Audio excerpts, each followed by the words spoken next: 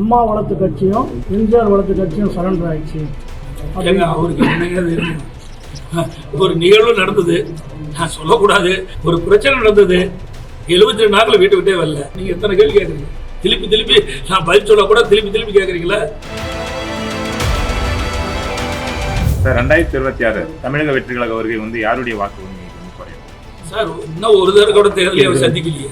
தேர்தல் சந்திச்சா தானே தெரியும். ஒரு பிரச்சனையை சந்திக்கக்கூடிய திறன் கூட அவருக்கு இல்லையே.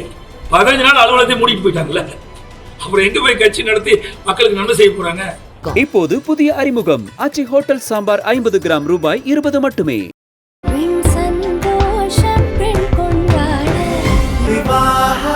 மணப்பெண்ணின் பிரத்யேகமான திருமணம் விவாஹா தி சென்னை சில்க்ஸ். மக்கள் போற்றும் மகத்தான தளபதிக்கு மக்களால் கிடைத்த வெற்றி சின்னம் விசில் சின்னம். இது நம்ம சின்னம். இவன் YBM பாலாஜி, கொளத்தூர் தொகுதி, தமிழக வெற்றி கழகம். 3000 ரூபாய் வழங்கப்படும் என்றும், மேலும் அவர்களுக்கு கோடைகால தொகுப்பு கோடைகால சிறப்பு தொகுப்பு 2000 ரூபாய் வழங்கப்படும் என்ற ஒரு அறிவிப்பை வெளியிட்டிருக்கின்றார். மொத்தம் 5000 ரூபாய் அவர்களுக்கு வழங்கப்படும் என்ற அறிவிப்பை அறிவித்து இன்றைய தினமே அது வழங்கப்பட்டதாக செய்தி வந்துள்ளன. அதில் சில காரணங்களை அவர் தெரிவித்திருக்கின்றார், எதற்காக நாங்கள் வழங்குகின்றோம் என்று. அதுல எங்களையும் மத்திய அரசையும் குறிப்பிட்டு சொல்லியிருக்கிறார்.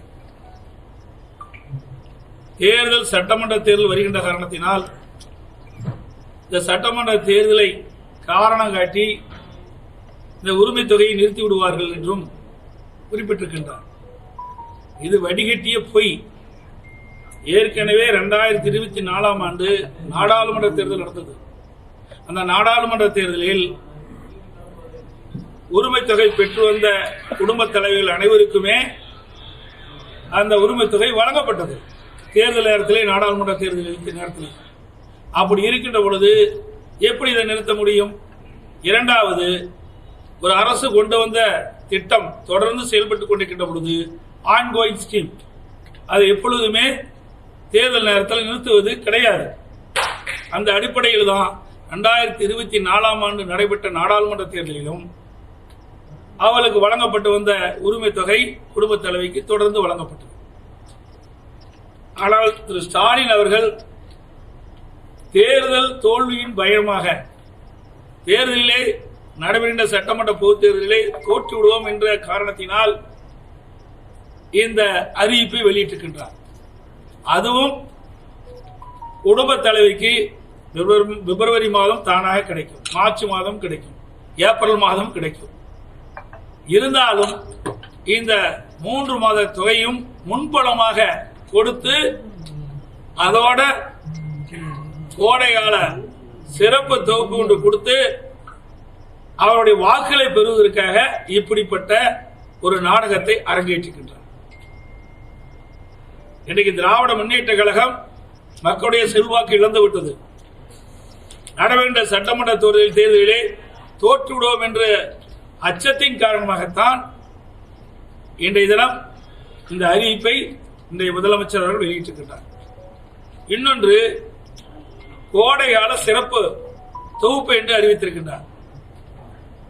இதற்கு முந்தைய 2022 ஆண்டு கோடை காலம் வந்தது, 23 ஆண்டும் கோடை காலம் வந்தது, 24 ஆண்டும் கோடை காலம் வந்தது, 25 ஆண்டும் கோடை காலம் வந்தது. ஆனா தேர்தல் நடக்கின்ற இந்த 26 ஆண்டு மட்டும் கோடை காலம் எப்படி கண்ணுக்கு தெரிகிறது இன்றைய முதலமைச்சர் ஸ்டாலின் அவர்களுக்கு? இதிலிருந்து நாம் புரிந்து கொள்ள வேண்டும். இது முழுக்க தேர்தலை மையமாக கொண்டு அறிவிக்கப்பட்ட அறிவிப்பு. அந்த உரிமை தொகை பெறுகின்ற குடும்ப தலைவிகள் படுகின்ற கஷ்டத்தை பார்த்து கொடுக்கவில்லை.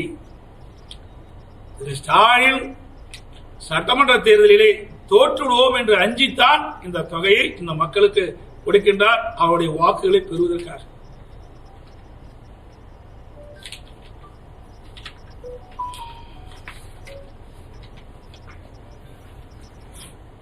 அதோட ஏற்கனவே நாங்கள் இந்த உரிமை தொகை சில காரணங்களை சொல்லியிருக்கின்றார். இந்த 3 மாதம் உரிமை தொகை கிடைக்கவில்லை என்றால் அந்த குடும்பத்தை சேர்ந்தவர்கள் பல்வேறு கஷ்டத்திற்கு ஆளாக்கப்பட்டுள்ளார் என்று சொல்லியிருக்கிறார். 2021 சட்டமன்ற பொதுத் தேர்தலின் போது திரு ஸ்டாலின் அவர்கள் திமுக கட்சியின் சார்பாக தேர்தல் அறிக்கை வெளியிட்டார். அப்பொழுது திராவிட முன்னேற்ற கழகம் ஆட்சி பொறுப்பேற்றவுடன் குடும்ப தலைவர்களுக்கு மாதந்தோறும் 1000 ரூபாய் உரிமை தொகை வழங்கப்படும் என்ற அறிவிப்பை வெளியிட்டார். ஆனால் 27 மாத காலம் அந்த குடும்ப தலைவிக்கு உரிமை தொகை வழங்கப்படவில்லை. இதை நான் பிரதான எதிர்க்கட்சி தலைவர் என்ற முறையிலும் எங்களுடைய சட்டமன்ற உறுப்பினர்களும் தொடர்ந்து சட்டமன்றத்திலே அழுத்தம் கொடுத்தோம். தேர்தல் நேரத்திலே கவர்ச்சிகரமான அறிவிப்பை வெளியிட்டுவிட்டு அந்த அறிவிப்பை நிறைவேற்றப்படவில்லை. அந்த அறிவிப்பின் காரணமாகத்தான் அதை நம்பி குடும்ப தலைவர்கள் வாக்களித்திருக்கிறார்கள். அந்த குடும்ப தலைவருடைய உறுப்பினர்கள் வாக்களித்த காரணத்தினால் நீங்கள் ஆட்சிக்கு வந்திருக்கின்றீர்கள். ஆட்சிக்கு வந்த பிறகு 27 மாதமும் தொடர்ந்து நாங்கள் வலியுறுத்தி கொண்டே இருந்தோம். இந்த உரிமை தொகை வழங்கப்பட வேண்டும், கொடுக்கப்பட்ட வாக்குறுதியை நிறைவேற்ற வேண்டும், அந்த ஏழை குடும்பத்தைச் சேர்ந்த குடும்ப தலைவை ஏமாற்றக்கூடாது அப்படி என்று தொடர்ந்து சட்டமன்றத்தில் வலியுறுத்தி வந்தோம். அதிமுக பொதுக்கூட்டத்திலும் வலியுறுத்தி வந்தோம். தொலைக்காட்சியில் பேட்டி கொடுக்கின்ற பொழுதும் வலியுறுத்தி வந்தோம்.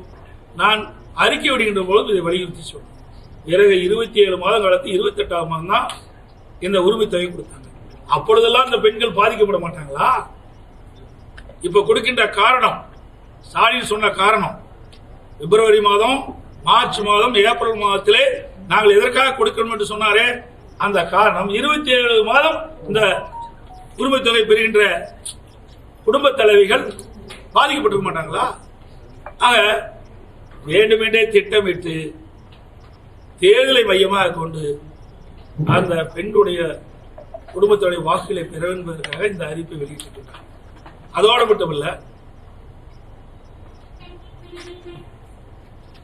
இன்றைய தினம்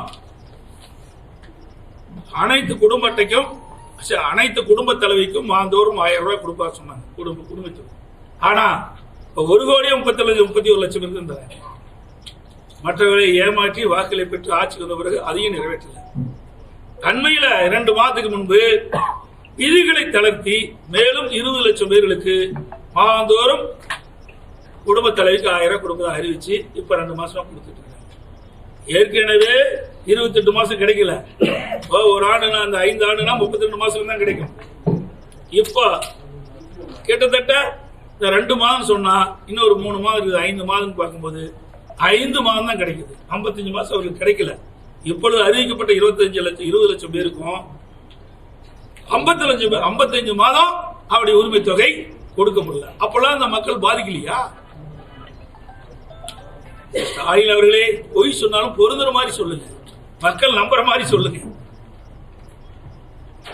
இதுதான். அதோட லேப்டாப் நாங்க தொடர்ந்து வலியுறுத்தி வந்தோம். இது மாணவருடைய திறமையை மேலும் வலுப்படுத்துவதற்கும் விஞ்ஞான கல்வி கிடைக்க வேண்டும் என்பதற்கு தான் மாண்பு அம்மா சிந்தனையில் ஒதுக்கப்பட்ட அற்புதமான திட்டம் இந்த மடிக்கணினி வழங்கிட்ட திட்டம். அதிமுக ஆட்சியில் சுமார் 52,30,000 பேருக்கு நான் கொடுத்தோம். இந்த ஆட்சி வந்த பிறகு அந்த திட்டத்தை அப்படியே முடக்கிட்டாங்க. இப்பொழுது இளைஞருடைய வாக்குகள் தேவை. ஸ்டாலினுக்கு தோல்வி பயம் வந்துட்டது. அதனால அவசரமாக கல்லூரி மாணவர்களுக்கு இப்போ இந்த லேப்டாப் கொடுக்குறாங்க. அதுவும் எப்ப கொடுக்குறாங்க? கொடுப்பதை நாங்க வரவேற்க அதுல எந்த மாற்று கருத்து கிடையாது. ஏன்னா அதிமுக ஆட்சியில் கொண்டு வரப்பட்ட திட்டம். ஆனா இந்த திட்டத்தை 2025 கல்லூரி திறக்கின்ற பொழுதே கொடுத்ததுதான் பயனுள்ளதா இருக்கு. அவர் கடன் உடனே வாங்கி மடிக்கணினி வாங்கின பிறகு இப்ப அதை கொடுக்கிறார். அதனால அதுவும் மக்களுக்கு ஒரு உபயோகம் இல்லாம போச்சு. இன்றைக்கு 3 ஆண்டு பட்டப்படிப்பு படித்து முடிக்கின்றவர்களுக்கு இப்ப கொடுக்கிறாங்க. அதுவும் பிரயோஜனம் இல்லை. கொடுக்கின்ற அந்த பொருளையாவது உரிய நேரத்தில் கொடுத்தா தான் அந்த மாணவர்களுக்கு பயனுள்ளதாக இருக்கும். அதுவும் கிடையாது. அதுவும் வாக்குகளை நடைபெற்ற சட்டமன்ற பொதுத் தேர்தல் அவருடைய வாக்குகள் பெற வேண்டும் என்ற அந்த அடிப்படையிலே, அந்த மையத்தின் அடிப்படையில் தான் இந்த திட்டத்தையும் இந்த லேப்டாப் திட்டத்தை அறிவிச்சிருக்காங்க. சார், அமித்ஷா இன்றைக்கு நைட் வராரு திருச்சிக்கு. அவரை சந்தித்துக்கான வாய்ப்பு கேட்டிருக்காங்க. இதுவரை இல்லை. நாளை சேலம் வர்றாரு. என்ன அவருடைய கட்சி நிகழ்ச்சிக்காக பங்கு பெறுவதற்காக வர்றாங்க. வாய்ப்பு இருந்தால் நாங்கள் சந்திப்போம் நாளைக்கு. 2026 நியமிக்கப்படவில்லை. அது எப்படி பாக்குறீங்க? தமிழ்நாட்டில் டிஜிபி நியமிக்கப்படவில்லை. அது எப்படி நான் ஏற்கனவே பலமுறை சொல்லிட்டேன் சார். இந்த ஆட்சி நாட்டு மக்களை பற்றி கவலைப்படுவது கிடையாது, வீட்டு மக்களை பற்றி தான் கவலைப்பட்டு ஒரே ஆட்சி திமுக ஆட்சி.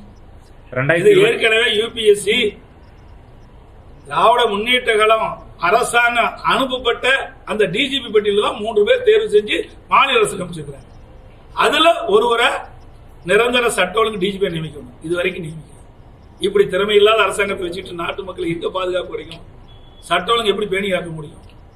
2026 வந்து அதிமுக ஆட்சி தான் அமையும் சொல்லிட்டாரு. அது அமித்ஷா சொல்லுவாங்க. எங்க ஏற்கனவே தான் சொல்லிட்டாரு. இன்னும் எத்தனை பேருக்கு தான் கேட்பீங்க? தெளிவா சொல்லிட்டாரு. இன்னும் நீங்க எல்லாம் பத்திரிகை தான் வச்சிருக்கீங்க, ஊடகங்கள்.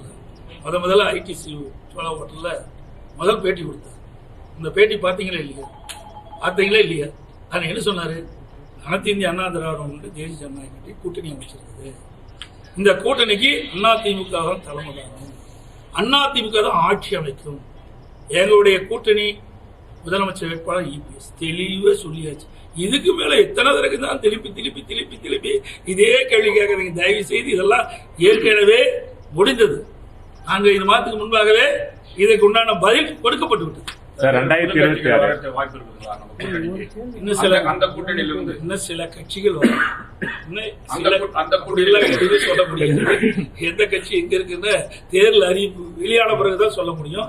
எங்க கூட்டணியில இன்னும் சில கட்சிகள் வருவதற்கு வாய்ப்பு உள்ளது. தேமுதிக நிலைமை இன்னும் சில கட்சிகள் வருவதற்கு வாய்ப்பு உள்ளது. நாளை வந்து தமிழக முதல்வர் வந்து திருப்பத்தூருக்கு வராரு சார். தமிழக முதல்வர் வந்து நாளைக்கு திருப்பத்தூருக்கு வராரு.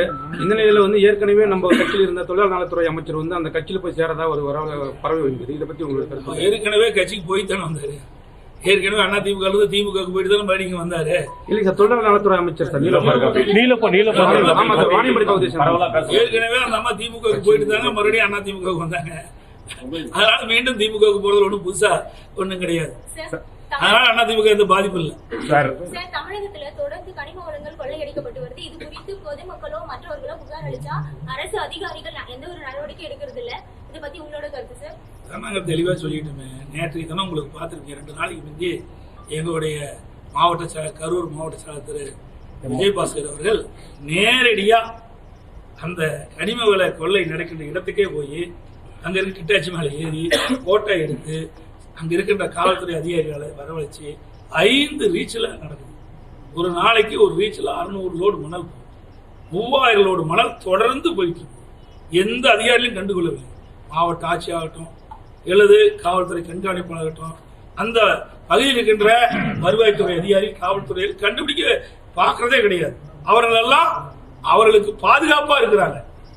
அதிமுக ஆட்சி மலர்ந்த உடனே இந்த கனிம வள கொள்ளையில யாரெல்லாம் ஈடுபட்டார்களோ, அதற்கு யாரெல்லாம் துணை போன அதிகாரி இருக்கின்றார்களோ அவர் மீது சட்டம். நாங்க தெளிவா சொல்லிட்டோமே. நேற்றைக்கு தானே உங்களுக்கு பார்த்திருக்கேன். 2 நாளைக்கு முந்தி எங்களுடைய மாவட்ட செயலர், கரூர் மாவட்ட செயலர் திரு விஜயபாஸ்கர் அவர்கள் நேரடியா அந்த கனிம வள கொள்ளை நடக்கின்ற இடத்துக்கே போய் அங்க இருக்க கிட்டாச்சி மேல ஏறி போட்டோ எடுத்து அங்க இருக்கின்ற காவல்துறை அதிகாரிகளை வரவழைச்சு 5 ரீச்ல நடக்குது. ஒரு நாளைக்கு ஒரு ரீச்ல 600 லோடு மணல், 3000 லோடு மணல் தொடர்ந்து போயிட்டு இருக்கு. எந்த அதிகாரியும் கண்டுகொள்ளவில்லை. மாவட்ட ஆட்சி ஆகட்டும், அல்லது காவல்துறை கண்காணிப்பாளராகட்டும், அந்த பகுதியில் இருக்கின்ற வருவாய்த்துறை அதிகாரி, காவல்துறையில் கண்டுபிடிக்க பார்க்கறதே கிடையாது. அவர்கள் எல்லாம் அவர்களுக்கு பாதுகாப்பா இருக்கிறாங்க. அதிமுக ஆட்சி மலர்ந்த உடனே இந்த கனிம வள கொள்ளையில யாரெல்லாம் ஈடுபட்டார்களோ, அதற்கு யாரெல்லாம் துணை போன அதிகாரி இருக்கின்றார்களோ அவர் மீது சட்டப்படி நடவடிக்கை எடுக்கப்படும். சார், 2026 தமிழக வெற்றி கழக வருகை வந்து யாருடைய வாக்கு வங்கிக்கு வந்து குறையும் சார்? இன்னும் ஒரு தடவை கூட தேர்தலை அவர் சந்திக்கலையே. தேர்தல் சந்திச்சா தானே தெரியும். தேர்தலை சந்திக்கிறதுக்கு முந்தி யாரையும் கண்டுபிடிக்க முடியாது. இன்னைக்கு நம்ம தமிழக வாக்காளர் பெருமக்கள் வந்து விழிப்புணர்வுடைய யாருக்கு வாக்களிக்க வேண்டும் என்று நன்றாக தெரியும். எந்த ஆட்சி வந்தா நாட்டு மக்களுக்கு நன்மை கிடைக்கும் என்பதும் தெரியும். இன்னைக்கு அதிமுக 31 ஆண்டுகாலம் ஆட்சி புரிந்த கட்சி, பொன்விழா கண்ட கட்சி. இந்த கட்சியில் தான் இன்னைக்கு தமிழகம் இந்த அளவுக்கு இந்தியாவிலே உயர்ந்த நிலையில் வருவதற்கு காரணமே அதிமுக தான். இன்னைக்கு அதிமுக ஆட்சியுடைய வரலாறு நாட்டு மக்களுக்கு தெரியும். அதிமுக ஆட்சியில இன்றைக்கு மாணவர்களுக்கு கொடுக்கப்பட்ட பல நன்மைகள் நன்றா தெரியும். எத்தனை கல்லூரியில் நாங்கள் திறந்திருக்கிறோம், எத்தனை மாவட்டத்தை நாங்கள் உதயமாக்கி இருக்கிறோம், எத்தனை தாலுகா திறந்திருக்கிறோம், எத்தனை மருத்துவக் கல்லூரி, சட்டக்கல்லூரி, இப்படி எல்லா வகையிலும் அதிமுக ஆட்சியில் தான் நாட்டு மக்களுக்கு நன்மை கிடைச்சிருக்கு.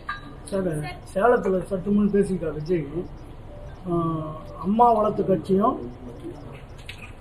எம்ஜிஆர் வளர்த்த கட்சியும் சரண்டர் ஆயிடுச்சு. அவருக்கு என்னங்க வேணும்? ஒரு நிகழ்வு நடந்தது, நான் சொல்லக்கூடாது, திருப்பி கேட்கறதுனால சொல்றேன். ஒரு பிரச்சனை நடந்தது, 72 நாட்கள் வீட்டு விட்டே வரல.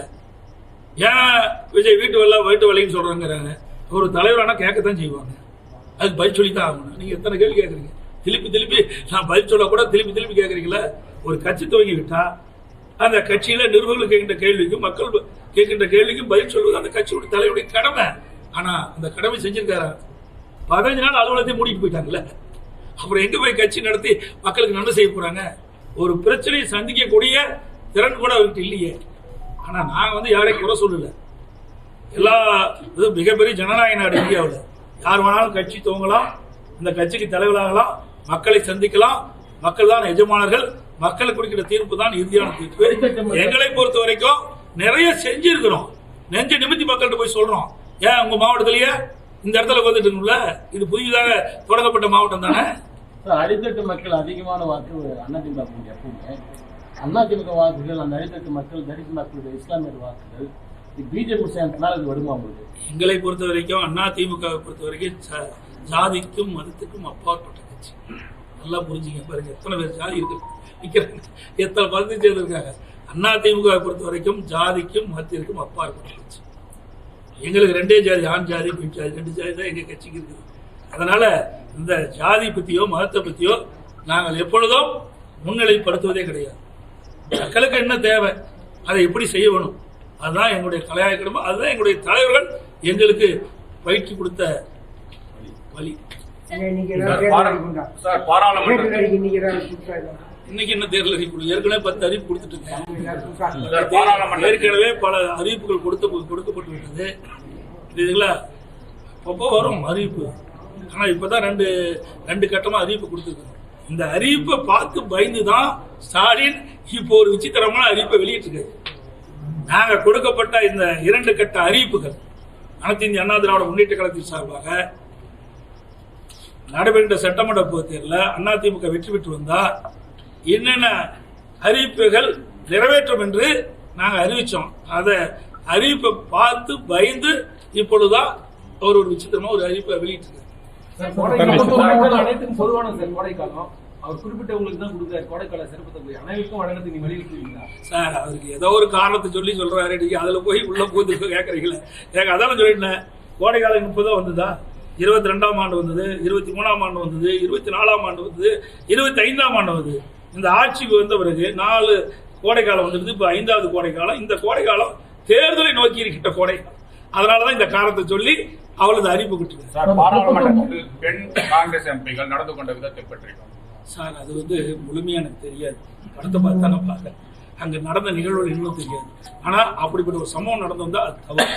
ஒரு நாட்டினுடைய பிரைம் மினிஸ்டர், இந்த நாட்டை காக்கக்கூடியவர், அவர் சொல்லுகின்ற பதில் அனைத்து கிட்டத்தட்ட 140 கோடி மக்கள் எதிர்பார்த்துட்டு இருக்கிறார். அதை போய் முடக்குவது எந்த விதத்தில் சரியா இருக்கு? அவருடைய சுயநலத்திற்காக அவர் சொல்லுகின்ற கருத்து இன்றைக்கு அவையிலே பதிவு செய்யாத காரணத்தினால ஊடகத்திலையும் பத்திரிகையிலும் வெளியில நாட்டு மக்களுக்கு என்ன அவர் பதில் சொல்வார் என்று எதிர்பார்த்துட்டு இருந்தாங்க. அதை இவர்களால் கெடுக்கப்பட்டு திருப்பத்தூர் மாவட்டம் ஆட்சி காலத்தில் பிரிக்கப்பட்டது சார். பத்திரிகையாளர்களுக்கு இந்த ஆட்சியில எந்த ஒரு செய்தியை சேகரிக்க போனாலும் அதனால நிறைய த்ரெட்டிங் வருது. அதை நீங்க எப்படி பாக்குறீங்க? இதுக்கு என்ன காரணம்னா மூல காரணமே நீங்க தான். நீங்க சரியான முறையில ஒளிபரப்பு செஞ்சு சரியான முறையில செய்தி வெளியிட்டீங்களா? இப்படிப்பட்டவர்கள்லாம் அடங்கி இருப்பாங்க.